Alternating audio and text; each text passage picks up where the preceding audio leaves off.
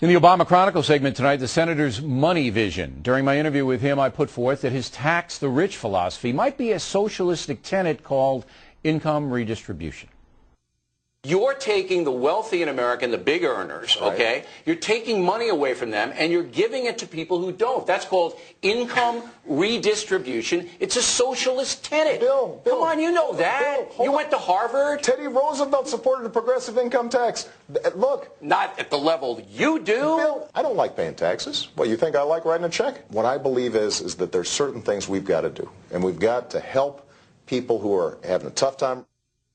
All right, with us now, Tom McCardle, a senior writer for Investors Business Daily. You know, I like your paper, but you've been pounding Obama very much mercilessly. Mercilessly. What's the biggest problem economically you have with him? Well, to put it in basic terms, he believes that you can punish the fat cats in America through the tax system, yank up their taxes in a big way, without badly hurting the little guy, and that simply is not true. All right, but he doesn't see it as punishing. He said to me, listen, Bill, I'll tax you a little bit more. Actually, it's more than a little because of the payroll tax cap coming off. But you're not going to miss it. You're not going to miss that money. You already have a lot of money. So be generous, be kind, and I'll distribute the money to other people. Now, that is a powerful message to a lot of Americans. Yes, politically, absolutely. In your interview with him, he called it neighborliness. When he was in one of the primary debates with Charles Gibson on ABC, he referred to it as that fairness. That's one of the big code words of liberal Democrats. The tax system's purpose should be to collect revenue, not to dole out fairness. And when you try to do things like yank up the capital gains tax, and he's been all over the ballpark on that. He told you 20%. Right. Before this, he said 25%. Earlier this year, he's indicating well, there are 28%. No capital gains for the next few years. They've been wiped out because we can carry losses over. So he's not going to get, the government's not going to get much capital gains. Well, he's talking about suspending capital gains for small businesses, which shows he fundamentally misunderstands how a free economy works. The big money that investors invest comes at the higher incomes. If you punish those people, you have a big problem with capital mobility. There is no way that that is not going to translate into lost jobs for ordinary people. One of his mantras is, I want to build the economy from the bottom up. You hear that every time that he is in a public square. I want to build the economy from the bottom up. That means I want to give Americans 95% is what he uses. Money back, a tax break, so they'll spend it and the economy will surge. Well, this is a man who, according to the National Taxpayers Union, wants to spend $293 billion in extra spending annually. He is not going to be able to get all that money from the rich. He's going to have to dip down into the middle class. In spite of what he says about 95% of the middle class getting the tax cuts, we in fact heard this before. We heard it from Bill Clinton.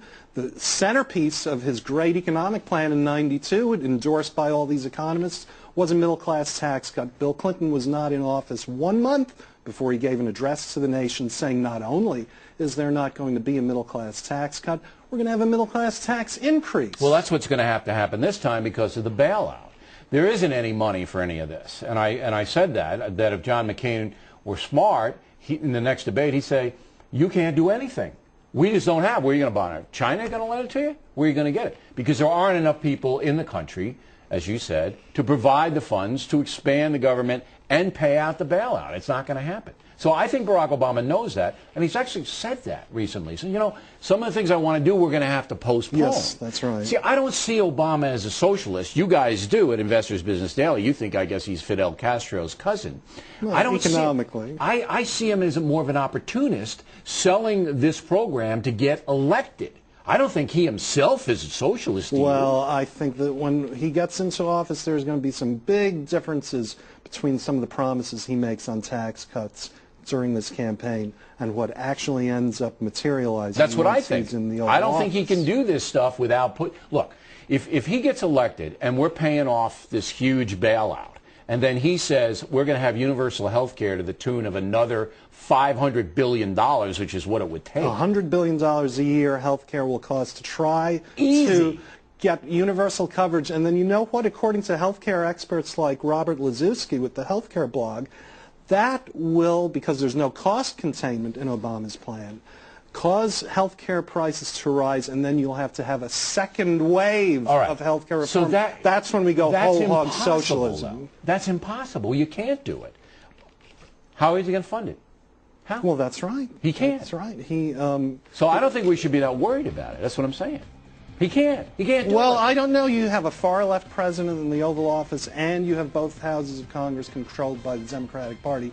It's very scary. They just tried to pass $700 billion of a bailout courtesy of the taxpayers. Well, I mean, I think people now are wired into this. So that's another thing. People are watching for probably the first time in my lifetime. Tom, thanks very much.